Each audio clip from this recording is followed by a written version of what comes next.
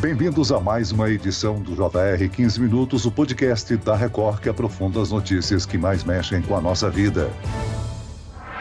Uma epidemia silenciosa que atinge mais de 500 milhão de pessoas no mundo todo. E quase a metade dos portadores nem sabe que tem a doença. O Brasil é o quinto país em ocorrências do diabetes no mundo. Mais de 16 milhões de pessoas vivem com a doença no país, segundo a Federação Internacional de Diabetes. E ao se deparar com o diagnóstico, começam a surgir aí as dúvidas sobre os impactos de conviver com a doença. Na série especial de reportagens dessa semana, o Jornal da Record mostra os sinais e as consequências da enfermidade. Como o diabetes se desenvolve? Como identificar os primeiros sinais da doença? Quais são os principais riscos? E é possível se manter saudável com o diabetes?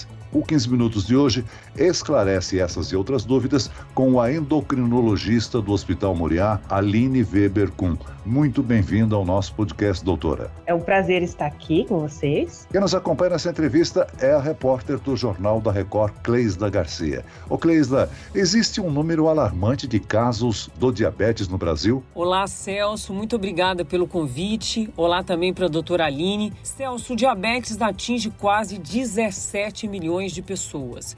Isso se a gente levar em conta apenas os adultos, dos 20 aos 79 anos. Nós já somos o quinto país do mundo na prevalência dessa doença, deixando à frente apenas a China, a Índia, Estados Unidos e Paquistão. E a estimativa não é boa não, viu? É de curva crescente. Até 2030, o Brasil pode passar o marco de 21 milhões de pessoas portadoras do diabetes. Doutora Aline, diante disso, como é que a gente pode explicar mundialmente por que essa doença se tornou um problema tão sério de saúde pública? Claro, com certeza. Hoje em dia é uma das pandemias e ela vem consequentemente à obesidade. Então, o aumento da obesidade, consequentemente, aumenta o risco de diabetes e vai ser a nova pandemia aí dos próximos anos. Doutora Aline, hoje a estimativa é de que mais de 530 milhões de adultos vivam com o diabetes.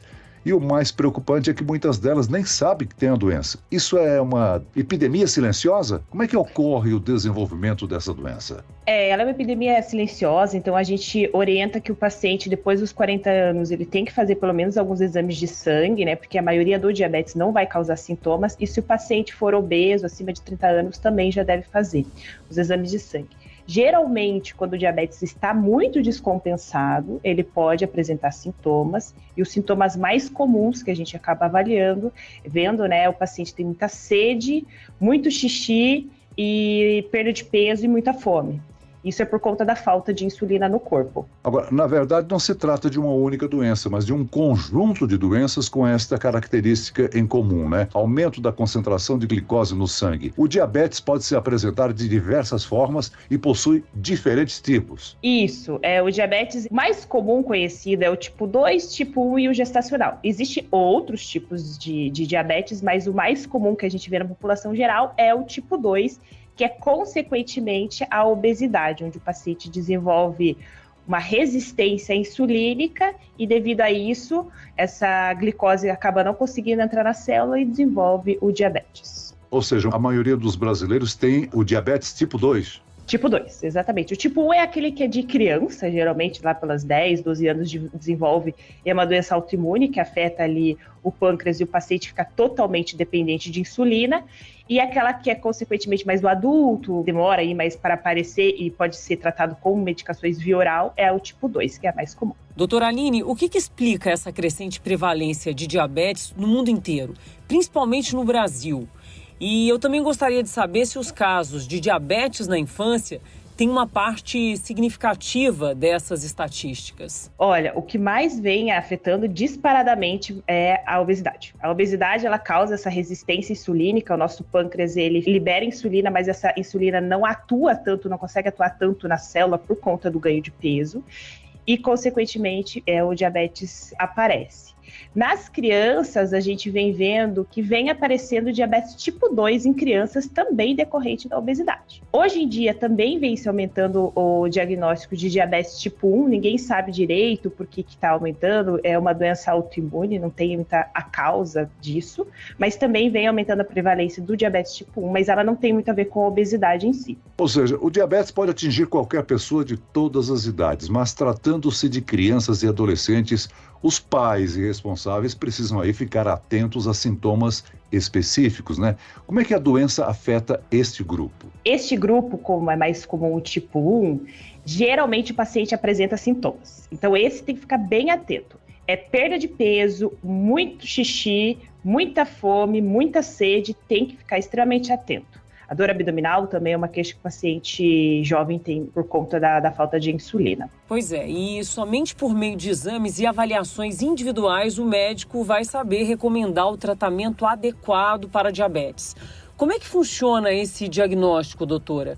Quais os exames que precisam ser feitos? Isso, os exames eles são feitos por exame de sangue, né? Então a gente acaba olhando um exame chamado glicemia de jejum. Então, se o valor é acima de 126, o paciente, em 2 ocasiões, a gente já diagnostica. Um outro exame é chamado hemoglobina glicada, que quando é acima de 6,5 também é o diabetes que a gente considera.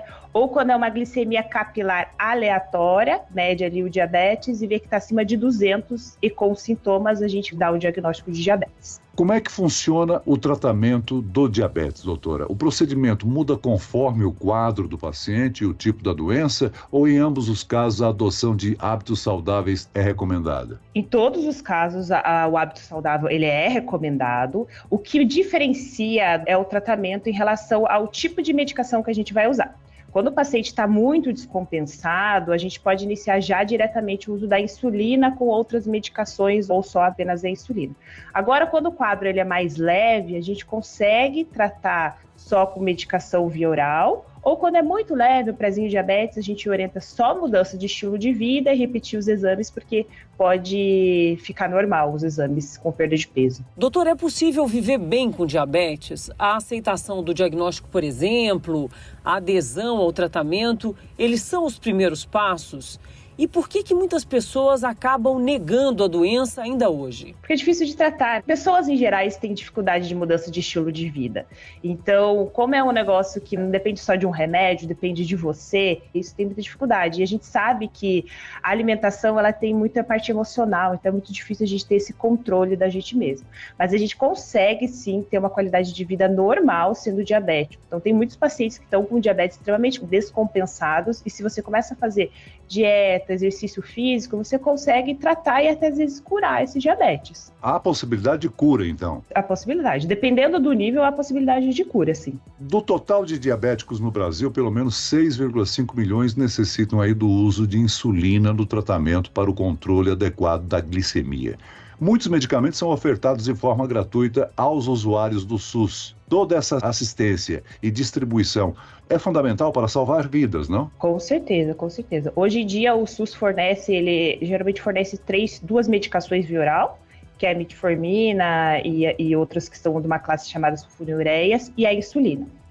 O problema da insulina é que os pacientes têm, eles acreditam que quando você vai começar a insulina é que ele está no fim da vida. A gente tem que tirar isso da cabeça da pessoa, porque a insulina, ela salva vidas. Quando ela é bem aplicada, quando está no início da doença, quando é bem orientada, ela salva vidas, ela não destrói a vida, porque tem muito esse negócio, assim, meu parente usou e morreu.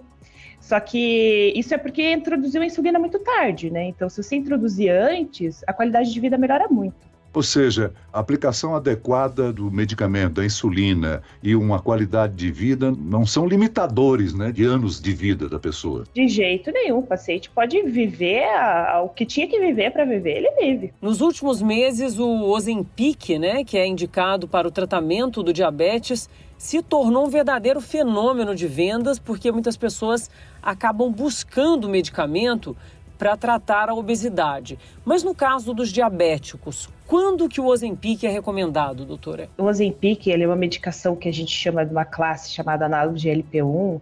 Ele pode ser recomendado em qualquer tipo de pessoa, mas a gente tende a orientar mais para o paciente que é obeso.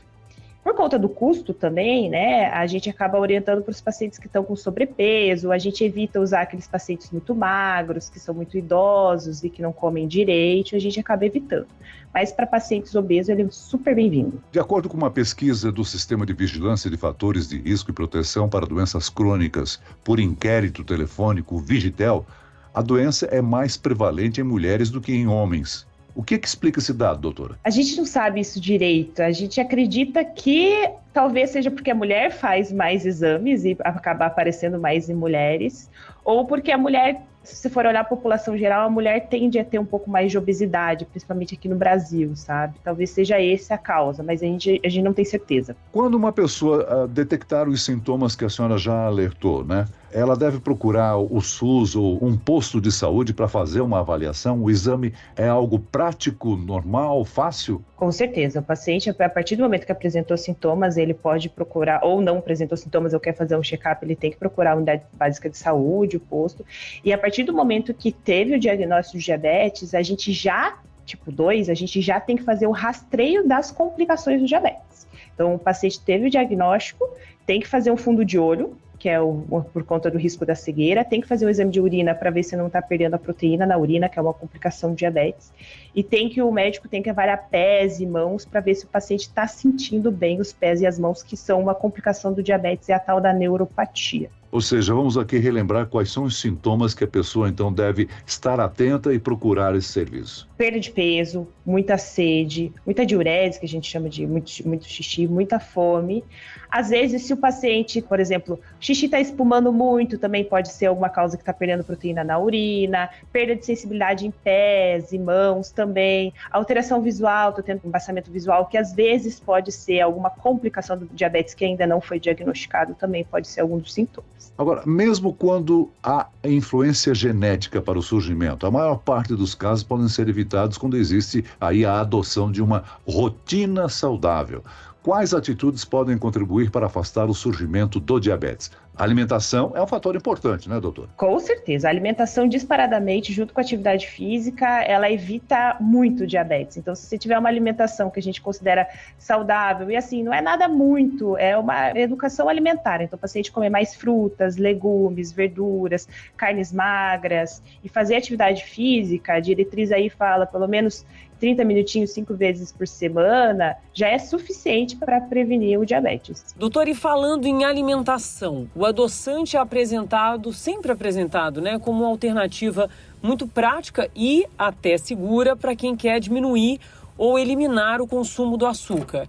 Esse substituto, na verdade, é um aliado ou ele pode fazer mal às pessoas com diabetes? Para quem é diabético, hoje em dia, é que veio aquele negócio que o adoçante pode aumentar risco de câncer e tudo mais. Para diabético, a gente orienta que tem que usar adoçante sim, porque ele melhora o controle glicêmico e tudo mais. Agora, para pacientes que não têm problema com peso e não são diabéticos, a gente acaba orientando diminuir a ingesta de açúcar, não o uso do adoçante. Normalmente, quando há essa constatação do diabetes, qual o tipo de reação que a pessoa apresenta no consultório? Geralmente, no início, eles se assustam, eles mudam muito. Você vê no próximo mês, próximo 3 meses, eles controlam bem, mas depois começa a conviver com a doença, fica ali mais tranquilo, daí ou perde segmento, e quando vê se já não tem muito o que fazer, daí você já começa a usar insulina, daí quando começa a usar insulina, aí coisas que eu acabo vendo, né? Pacientes que quando começam a usar insulina, daí eles começam cuidando um pouco mais. Agora, diabetes tipo 1 já é uma coisa um pouco mais complicada, porque como vem na infância, né? Eles são muito revoltados com a doença, porque eles têm que ficar a vida inteira cuidando do jeito que eles comem. Existe um perfil de pacientes que tem uma revolta ali com a doença, eles não convivem bem com isso. Ou seja, quando é detectado, o indivíduo tem que estar atento com o remédio, com acesso fácil ao remédio e também a medição, né? Ah, com certeza. Só que isso vem uma questão, né? Porque em relação ao SUS, né? O SUS, ele fornece a medição apenas para pacientes que usam insulina. Então, para aqueles que tomam remédio, eles não fornecem fitas e glicosímetro, que é para medir o diabetes. Então, isso fica um pouco difícil da gente controlar. Mas se o paciente puder, vale muito a pena fazer o controle, porque O próprio controle, hoje em dia, se você vê, eu comi tal coisa, você mede depois e aumenta, isso assusta e isso faz o paciente controlar a dieta. O 15 Minutos de hoje termina aqui. Eu agradeço a participação da endocrinologista do Hospital Moriá, doutora Aline Weber-Kuhn. Muito obrigado, doutora. Obrigada, gente. Um prazer. E agradeço a presença da repórter do Jornal da Record, Cleisla Garcia. Obrigado, Cleisla. Eu é que te agradeço pela oportunidade mais uma vez, Celso, e agradeço também as informações tão importantes e tão atuais da doutora Aline. Muito obrigada. Esse podcast contou com a produção de David Bezerra e dos estagiários Fernando Russo, Lucas Brito e Kátia Brazão. Sonoplastia de Marcos Vinícius, coordenação de conteúdo Edivaldo Nunes e Deni Almeida. Direção editorial Tiago Contreira. Vice-presidente de jornalismo Antônio Guerreiro. Você pode acompanhar o JR 15 Minutos no portal r7.com, nas redes sociais do Jornal da Record e nas principais plataformas de streaming. Eu, Celso Freitas, te aguardo no próximo episódio. Até amanhã.